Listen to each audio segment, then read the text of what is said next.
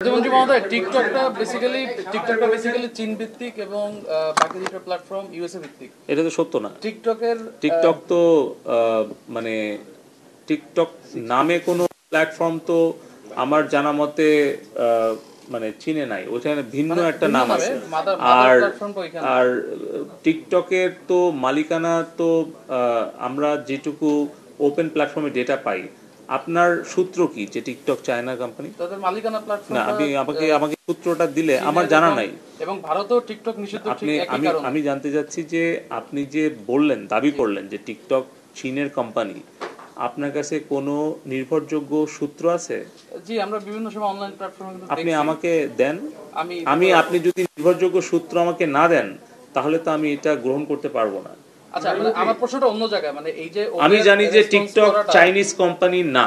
আচ্ছা, এখন আপনি যদি জানেন যে টিকটক চাইনিজ কোম্পানি, তাহলে আমাকে একটা নির্ভরযোগ্য সূত্র এবং তথ্যপাত্র দিলে তখন আমরা টেলিকম ডিভিশন এটা মেনে নেব। কিন্তু আমাদের কাছে টিকটকের যিনি প্রতিনিধি এসেছিলেন, ওনাকে আমরা জিজ্ঞেস করেছিলাম যে আমরা বেশ কিছু মিডিয়াতে দেখছি আপনারা কি চাইনিজ কোম্পানি কিনা।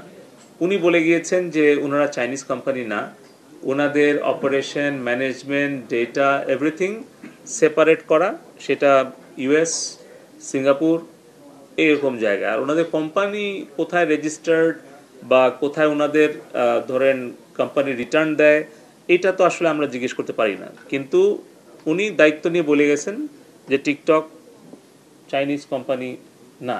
এখানে আমাদের লিগ্যাল অ্যাডভাইজার ছিলেন, লিগ্যাল কমিশনার ছিলেন, পরিচালক, ডিরেক্টর আছেন, ডিজি আছে, সচিব আছে, চেয়ারম্যান আছে, আমাদেরকে বলেছে। সো এই কারণে আমরা তাদের কাছ থেকে শুনেছি যে টিকটক চাইনিজ কোম্পানি না।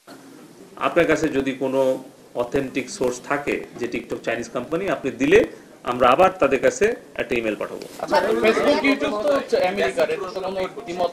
এটা আমি জানি না যে আমাকে আপনি অথেন্টিক সোর্সে না বললে আমরা তো এটা কোনো দেশের কোম্পানি কিনা, কোনো দেশের সাথে আমাদের বিশেষ কোনো সম্পর্ক নাই, কোনো দেশের সাথে আমাদের বিশেষ কোনো শত্রুতাও নাই।